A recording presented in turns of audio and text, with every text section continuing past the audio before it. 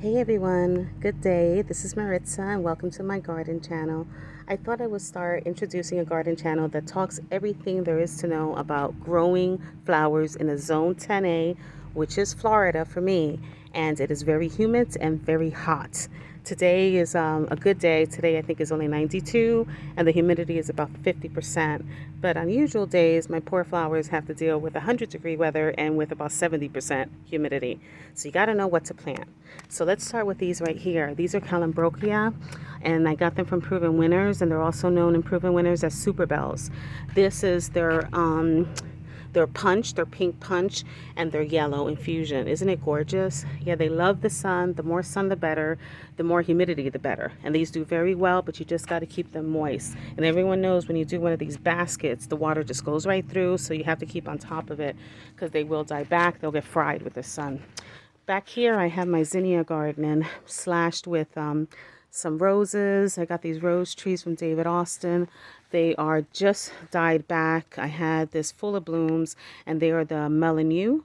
I'm not too crazy about them. I love them. They're very prolific. They constantly flower, but the flowers are so little, and I wanted the flowers to be a lot bigger. But that's what I get for waiting for so long. If you want anything from David Austin, which is my preference as far as ordering roses, you have to get them early. You have to go early as November to get ready for your spring/summer because they sell out quickly.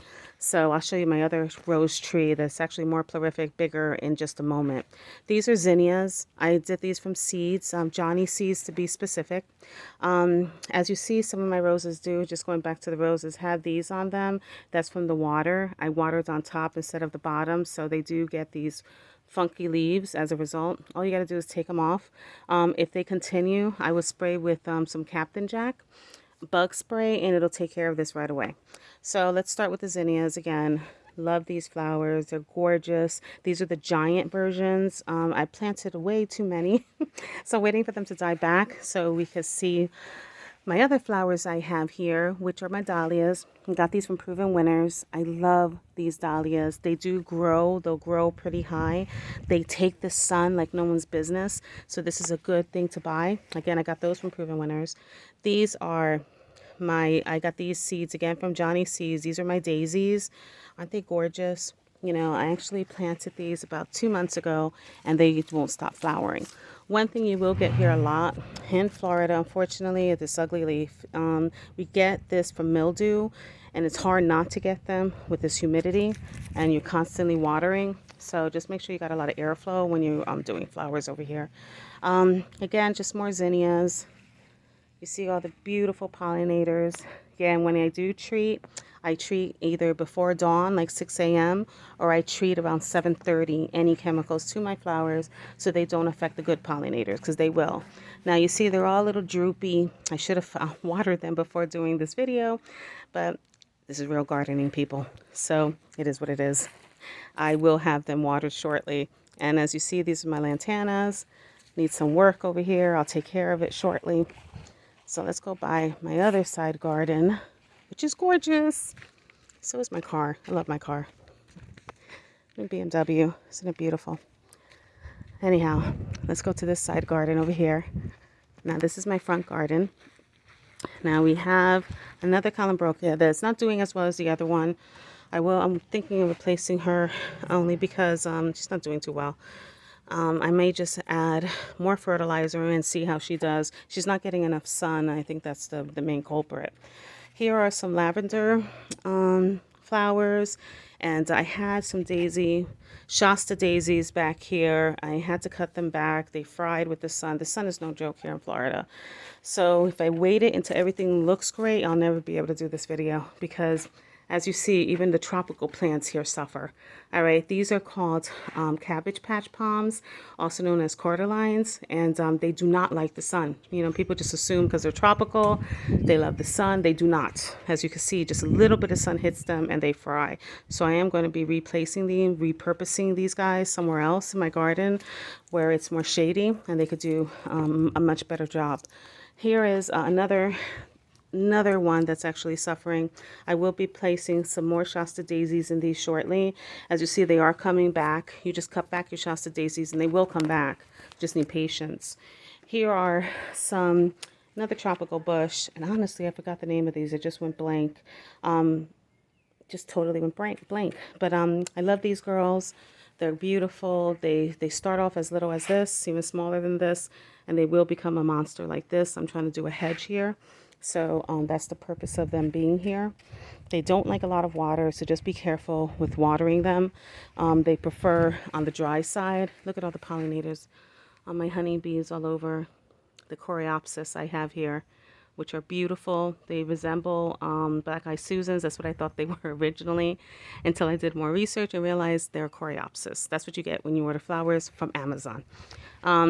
So here is another flower that I got from Proven Winners. Proven Winners is my choice. I love Proven Winners. I mean, the great customer service, great flowers. They always do much better than anywhere else I get flowers from. So that's my choice. They do have Green Thumb Nursery in Tampa and Kirby's in Tampa that both carry Proven Winners. So you may want to check them out if you live here in Tampa. It's they're great. They're family owned and they carry Proven Winners. So maybe you don't have to save some money on shipping and handling. But these are black-eyed Susans. Now, if you can see up close, they had some aphids problem. I don't know if you can see that little white speck on there that looks like powder. It's actually an aphid. I will come here later on today, as I said, and I will spray them again. They were infested. Like this poor guy right here got hit hard. So I had to cut her completely back and start again. But she is starting to come back slowly. You know, if not, I'll have her replaced. No big deal. Here are some dipladenias. I have them in red. They have to get pruned, white, and red again. Now these three are from Proven Winners. Now the ones in the back there, those are from Lowe's. I believe I got her last year. She did winter over. They are a little taken aback because I was overwatering. You have to be super careful with the dipladenias. They are perennial for us, and I think they call it triennial when you have them, when you have annual flowers grow in your zone as perennial. So these girls are really annual, but here in Florida, they're considered perennial. So take a look at these. Tell me what you think. I think they're gorgeous. Again, they do not like to be watered. They are drought tolerant. So just be careful with the watering of these girls because they will dry out and they will die back. And in turn as well, the reason why they call them dipladenias is they will grow high and they'll just dip. And they come to the floor, you just got to cut them back. Then you have in the family of dipladenias mandavillas. They are both the same flower except for their attitude. One goes up, the other one dips. So that's the only difference. And they're flowering. One is bigger, as you see here. The flowers are pretty prolific. And then if you get mandavillas, the flowers are a little smaller. So these are zinnias that's seeded here. Zinnias do very well here in Florida. They love the sun. The more heat, the better. They're very drought tolerant. I'm trying to do as many drought tolerant flowers as possible because if you water too much here, which you need to do because it gets so hot, you will have to do with some mildew. As you see, this has mildew on it. I'll spray it again after 7 and she'll be fine. This is a seed from Black-Eyed Susans. I'm still waiting for them to grow. These are my favorite. These are Bermuda Beach from Proven Winners. They have like a coral pink type of color. I had them when they were just a quart size and they love the sun. Another sun-loving. These are all sun-loving flowers, by the way, because my front yard gets about 80% sun. So whatever is here has to be able to deal with the sun and the heat. So these do very well. These are my angel wings from Proven Winners. Not doing so well, even though they are hardy in our zone. They go up to 11B, but something's going on. So I'm trying to determine what it is, so if I could save them. I love these girls, so trying to do my best to get them back up and living. Here are some succulents that I've had since last year. Succulents do flower, by the way. They are in the cactus family. Look at that beautiful baby butterfly. Yeah, I get a lot of pollinators here. And look at my bumblebee. I love that bumble. It comes every day here. She loves this tree. It's a lilac lollipop tree. She grows up to about 6 feet, but as you see, she keeps trying to, get another branch up, and I keep cutting it back because I want her to stay about 3 feet. She lets out these beautiful purple flowers. If you can see them little. They're gorgeous. I love this little tree. I've had her now for about 6 months. Now down there, I have the new blue Supertunias from Proven Winners, and they look purple, but they're supposed to be blue, but to me they're purple. And then I have the Jazzberry Vista, Super Tunia Vista series is Jazzberry, or the pink ones.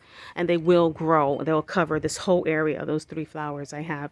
These are Gomphrenias. I mean, they love the sun. So if you're ever looking for something to grow that's prolific, you don't need many. These are only 4 plants, 4.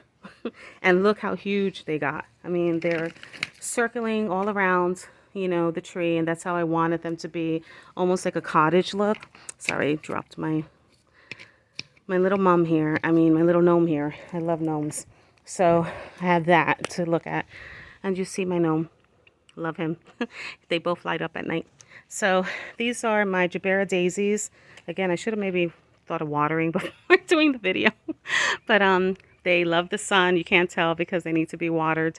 But they absolutely adore the sun. These are my dahlias, again, from Proven Winners. Most of these flowers are from Proven Winners.